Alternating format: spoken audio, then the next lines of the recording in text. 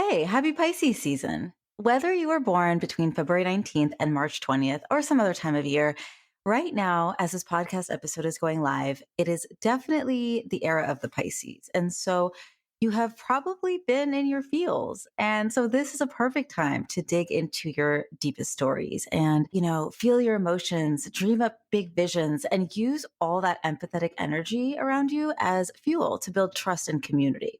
So, in this episode, I'm going to share how you can sink into Pisces sensibilities now or any time of year as you build your brand and your business as a change maker. And I've also invited some of my fellow Pisces sisters to join me by the campfire and share how their Piscean qualities support their work. So, listen in.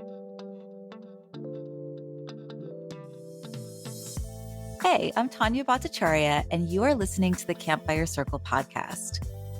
We are all about breaking down the boardroom table as the ultimate space of leadership and instead replacing it with a campfire, because that's where we share our stories. That's where we build warm community, and that is where there's always room.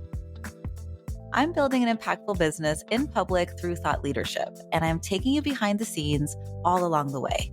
So if you want to stand out as you stand up for your mission, you are in the right place. Okay, so if you're newer to this podcast, I just briefly want to share my working definition for thought leadership. And so that is a consistent practice of using our lived experience, our passion, and our credibility as fuel to spark trust and community as we imagine and shape the future together for the better. And all of that is just some peak Pisces stuff, okay? Because Pisces are known for our compassion, our artisticness, our creativity, our emotion, our empathy, our like psychic magic abilities, our sensitivity, our imagination. And these aren't always concepts that are traditionally thought of as like that old school leadership style. I would never, growing up, I would have never really tied that like vision of leadership that I saw, right, in the news and like a lot of the, stuff that I was seeing with, like magic or imagination necessarily. Maybe imagination, but not like necessarily sensitivity, right? But I'm going to argue that all of these traits are really necessary to this new type of leadership that will be needed in these times as we start to imagine new worlds, right? And transition and make them happen together. And so let's start with compassion and empathy. It is very Pisces to just deeply connect with other people's experiences and emotions. And one of my favorite quotes, or I would almost call it a working definition around empathy, is from the book Cast by Isabel Wilkerson. And I'm going to read it for you. She says, radical empathy means putting in the work to educate oneself and to listen with a humble heart, to understand another's experience from their perspective, not as we imagine we would feel. Radical empathy is not about you and what you think you would do in a situation you have never been in and perhaps never will. It's the kindred connection from a place of deep knowing that opens your spirit to the pain of another as they perceive it. And so what that brings up for me is that being able to witness and put in the work of humbly working to understand other people's points of views and their stories and their perspectives is a superpower. And so if we're talking about thought leadership specifically, which we are because this is what we talk about on this podcast, compassion and empathy helps us see the issues that we work on from the eyes of, not just our audience that we're trying to reach. And it doesn't just support us in speaking their language to support us in feeling safe, to come to us for support. Pisces is also the last house and the final sign of the 12 zodiac signs. And folks say that we have absorbed the experiences of all of the other 11 signs. And I really feel like that emotional depth that is so very Piscean helps us see with the eyes of many different stakeholders, which then helps us create content and just overall comms that can engage the right people powerfully. This compassion and this empathy, it helps us attune to upcoming trends that might be affecting the communities that we work with and support us in, helping them prepare for what's to come. It helps us show up with compassion for ourselves and other people when we have to deal with conflict or people who don't see the things that we're passionate about in the same ways, right? Or maybe they're even harmful in their thinking. And so instead of just writing them off, I feel like it's very compassionate and empathetic to just sort of wonder how we can change their hearts and minds and work towards getting on the same page, you know? Um, what else? I feel like this trait is also helpful in terms of not worrying so much, like being compassionate with ourselves when it comes to that, like vanity metrics and likes and follows and perceived success. Because I think if we can root into the fact that if we are able to just reach and teach just like one person through our thought leadership work, that is enough. That is enough. And we can be compassionate with ourselves about that because we understand that one person is a whole world unto themselves, right? So, moving on, another core Pisces superpower is being artistic. Pisces are just like natural born artists. And if we let ourselves, we have so much to express. And I've always said thought leadership is a pathway towards self actualization and self expression. Even if we start this work because we want to grow our business and we want to build a brand, honestly, we often find that self expression piece is really rewarding as well. I really believe that marketing is mission. And what I mean by that is while working in the nonprofit field or, all types of fields really, I would come across admins or different folks who thought of marketing as just a cost center or a thing to check off the box. Like, okay, we got to build a website. Okay, we got to, post once a week on this thing. But if we think of marketing as mission, because it then, what do I want to say here? Marketing is like crafting compelling messages that resonate with our audience so deeply that they are moved into action. And that requires sort of like an artistic nature, right? And maybe that's writing. So for me, my creative, like artistic outlet has always been writing ever since I was a little child. But it doesn't have to be writing, right? Doesn't have to be writing based to become good, actionable thought leadership. There are other ways to put on your creative, artistic hat and show up and serve as a go to voice and a practice guide. So, some other types of creative ways to put your thought leadership out into the universe could be hosting a event like a salon or a summit or some other kind of gathering to discuss a topic that's integral to your work and see what ideas emerge, right?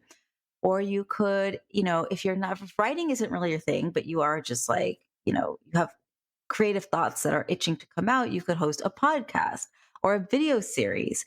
You could convene people creatively. Like you could challenge people in your community to an innovation contest and offer a prize for the best solution that, lands for the thing that it is that you work on. You could paint, you could do a comic book series, you could doodle, you could draw, like there's many different ways to express your thoughts and your perspective about the issue that you work on. And it doesn't even have to be good, by the way. Like when I said paint, I was like, well, I would never paint in my head, but it doesn't actually have to be like something that's going to go up in a museum because maybe the first iteration of it isn't public, or maybe it never goes public.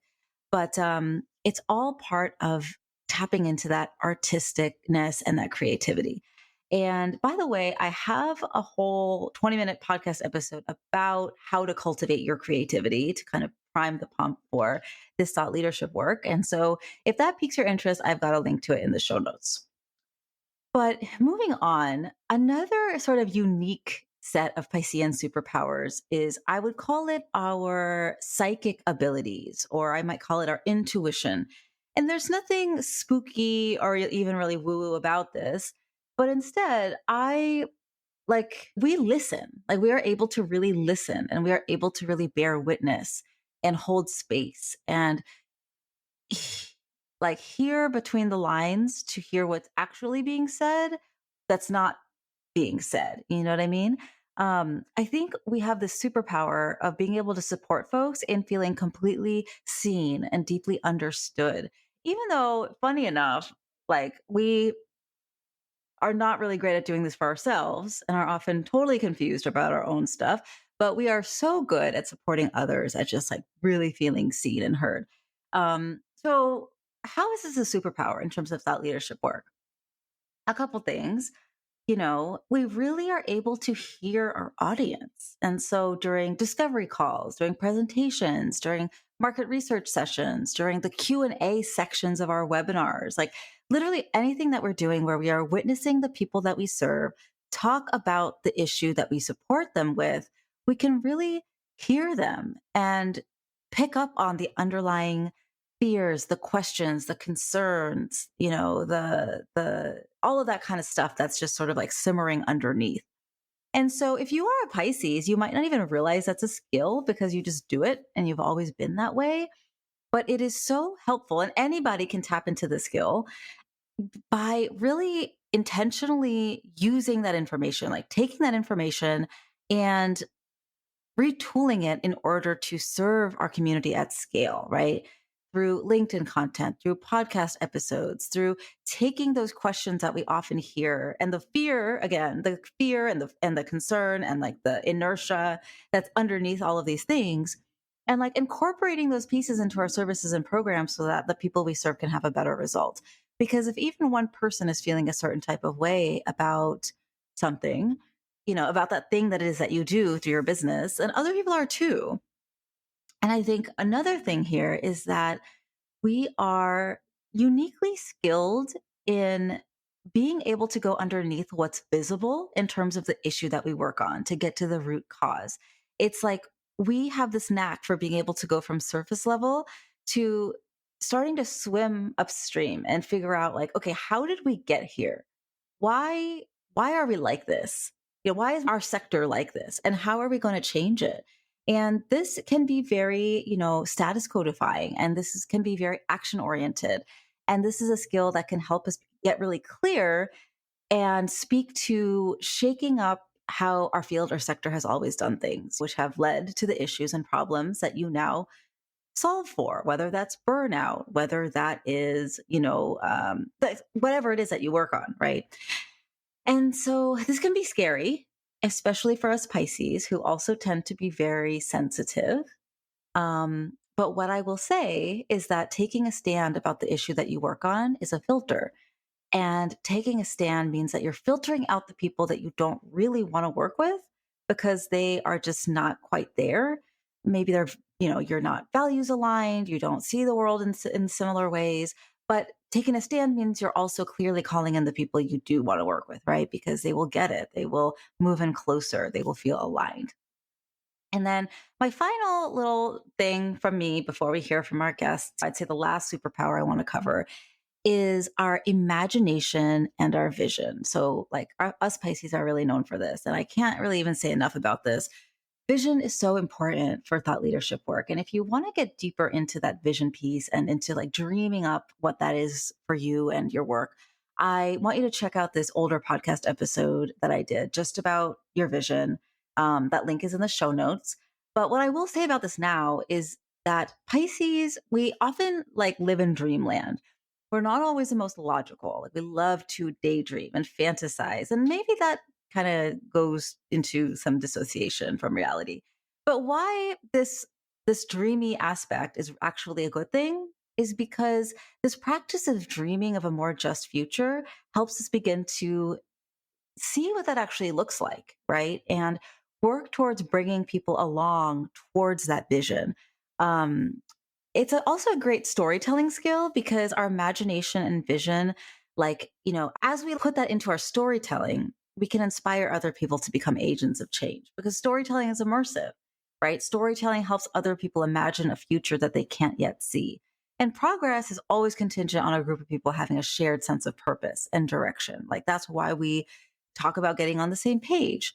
And so these visionary stories like help you shape your audience's worldview about the kind of world that they want to live in and the kind of person that they want to be. Right. So this is the Campfire Circle podcast after all. And so even though we are water signs, I have invited some of my Pisces sisters to join me and share what Pisces qualities they root into in their own work. So you're about to hear from Zina Rodriguez speak on empathy, Kamilah Martin speak on slow flows, Lyrik Fryer speak on emotion, and Dana Snyder speak on creativity. So here they are. Hi, my name is Zina Rodriguez. and I'm a social worker and an equity and inclusivity advocate who practices a decolonial and liberatory framework. As a Pisces leader, I really tap into my empathy superpower. I think this quality is important in social impact work because in our work, we hold space for a diversity of perspectives, some of which are harmful not only to the individuals, but also to society as a whole. The ability for me to harness my superpower of empathy allows me to have compassion for myself and for those I engage with, particularly when I'm facilitating workshops around the topics of equity and inclusion. Because I'm intentional about creating healing spaces for individuals to share what may be coming up for them in context of the work we are doing, the empathy I role model in the moment allows for vulnerable and authentic sharing that can be the catalyst for change. I can remember one particular conversation I had with a white male leader who shared his reaction to some of the content I was delivering on white supremacy. Even though some of what he initially shared stung, I was able to have compassion for first the parts of myself that felt injured, and I was also able to share with him what I was experiencing. I then used my superpower of empathy to not just listen to him, but also to hear the roots of where his reaction was coming from. In this exchange, that empathy helped us navigate a difficult conversation and set a foundation for continued growth. I am Kamilah Martin, the founder and CEO of Catalyst. And as a Pisces leader, I really tap into my essence of flow.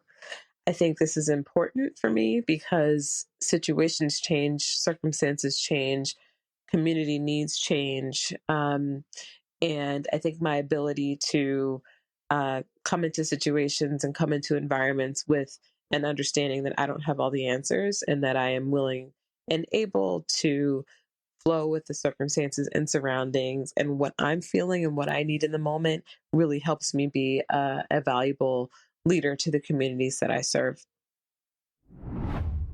Hi, I'm Lyrik Fryer, the co-founder of Workplay Branding. As a Pisces leader, I really tap into my deep emotion and empathy. I really can't choose between the two. I feel like I have deep emotion around empathy. So I can't really choose between those two. They are both at an equal for me. And I think these qualities are really important because as a founder who is running a team of 25 plus people and employees, I really need to be able to understand my team and what they're going through at any phase of their life, of their career. And that's not always, all butterflies and rainbows, right? Like there can be darker times, there can be heavier times. And so having the ability to tap into deep emotion and not be scared of deep emotion, as well as have empathy for my team and to be honest, everyone that we serve, it really allows us to do the work that we do.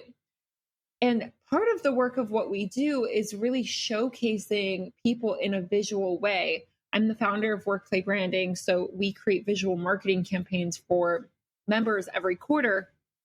And so we have to be able to have empathy for our members who are in front of the camera for the first time, really hold space for campaigns that have deep emotions as well. So there is this sense of on the team side, but then there is a ton of, deep emotion, empathy that's needed on the client side.